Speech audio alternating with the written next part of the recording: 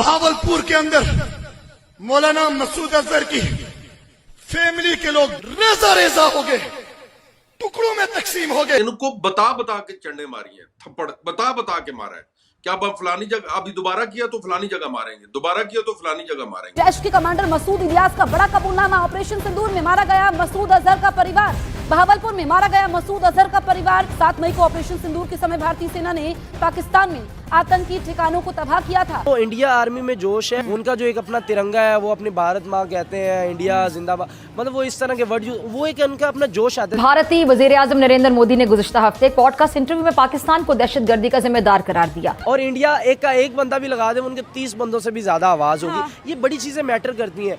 जो जंगें लड़ी जाती हैं वो जोश से लड़ी जाती हैं। Only army chief who went into a bunker during the operations, and the only army chief who elevated himself to a field marshal just to avoid the public scrutiny. Clock को अगर आप देखें तो इस क्लॉक का exactly 12 बजकर और ये 26 मिनट पर है।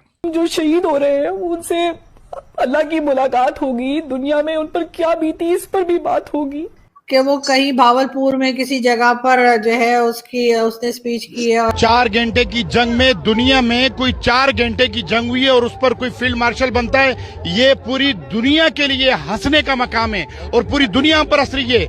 मसूद अजहर तो डरा ही हुआ था, दूसरे भी डरे। नमस्ते दोस्तों, जय हिंद। हिंदुस्तान स्पेशल में आपका स्वागत है। दोस्तों, इस साल अप्रैल महीने में पहलगाम में हुए आतंकवादी हमले के जवाब में भारत की ओर से किए गए ऑपरेशन सिंदूर के कुख्यात आतंकवादी मसूद अजहर की फैमिली के उड़ गए थे चीथड़े। यह बात एक जैश कमांडर मसूद इलियास ने कैमरे के सामने कबूल की है। ऑपरेशन के दौरान ही मसूद के परिवार के कई सदस्यों के मारे जाने की रिपोर्ट आई थी, लेकिन अब मसूद के खास आतंकवादी के कबूलनामे ने भारत के दावे पर मोहर लगा दी है। रिपोर्ट्स के मुताबिक पाकिस्तान के बहावलपुर में आतंकवादी ठिकाने पर भारतीय सेना ने जबरदस्त प्रहार किया था। इसी हमले में मसूद का पूरा परिवार खत्म हो गया। मसूद इलियास का यह वीडियो एक बड़ा झटका है पाकिस्तान समर्थित आतंकवाद के लिए। इलियास जैश का प्रमुख कमांडर है। उसने कबूल किया है कि ऑपरेशन सिंदूर के दौरान बहावलपुर की सुभान अल्लाह कॉम्प्लेक्स जैश का मुख्यालय था। उस पर भारतीय मिसाइल हमलों में मसूद अजहर के 10 परिवारजन और 4 सहयोगी मारे गए। ये कॉम्प्लेक्स 15 एकड़ में फैला था। यहाँ पाकिस्तान में युवाओं को ट्रेनिंग और कट्टरपंथी शिक्षा दी जाती थी। मसूद अजहर लंबे टाइम से इंडिया में वांटेड है। इंडिया में छोड़िए, इंटरनेशनली वांटेड है। और कुछ ऐसे सूरत हाल है कि ये जो आदमी है ये कहाँ है, इसको कहाँ छुपाया हुआ है, कौन से सेफ हेवन में छुपाया हुआ है, आज तक नहीं पता लगा। ये काफी लंबे टाइम बाद हमें दिख रहा है। क्यों हमें लंबे टाइम बाद दिख रहा है? एक कि जितने भी हमने देखे हैं अभी हाल में अननोन गनमैन ने जितने लोगों को मारा है, उससे मसूद अजहर तो डरा ही हुआ था, दूसरे भी डरे थे। इसका काडर भी डरा हुआ था, इसके लोग भी डरे हुए थे। इसके जो second in command, third in command, left right, ये सारे डरे होते हैं।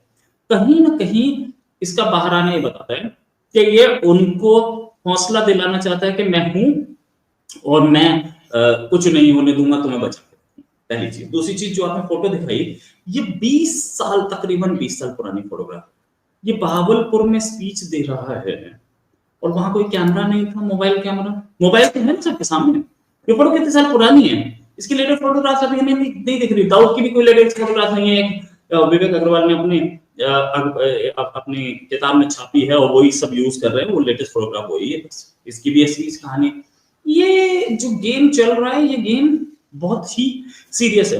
अच्छा, मिलिटेंसी या बोलिए आतंकवाद, टेररिज्म आखिरी सांसें गिन रहा है अपना जम्मू एंड कश्मीर में। तो वहां पर ये कहीं ना कहीं वहां पर कहीं ना कहीं उसमें सांस फूंकने की कोशिश है, उसको ऑक्सीजन देने की कोशिश है, इसलिए ये बाहर आया और आगे। ठीक है। अब दूसरी चीज कि पाकिस्तान की वो एजेंसीज जिनके पास इतना टाइम है, मेरा और आदिल राजा का फोन रिकॉर्ड कर रहे हैं, यार इन पे भी देख लो, ये इंटरनेशनल एजेंसी, ये इंटरनेशनल टेररिस्ट है, आप रिकॉर्ड करके लाए हो और उस पर आपने ये आदिल राजा का कोर्ट मार्शल भी कर दिया। चलो बड़ा अच्छा काम है, आपका ऑफिसर था, आपने कोर्ट मार्शल, मेरा क्या लेने देना जी, मेरी तनख्वाह से 10 रुपए का फर्क नहीं पड़ता, मेरी तनख्वाह मेरे अकाउंट में जाती है, तो मैं उससे क्या लूं। लेकिन हाँ, देखने वाली बात यह है कि ये सारी एजेंसीज इनको ये मसूद अजहर दिखता नहीं कहाँ है, इनको हाफिज सईद नहीं दिखता कहाँ है, इनको लखवी नहीं दिखता कहाँ है। ये बोलते हैं टेररिज्म आतंकवाद के विक्टिम है हम। ये तीन जो आपने जवाई बैठा रखे हैं, क्यों बैठा रखे भैया? कोई रीजन तो होगा।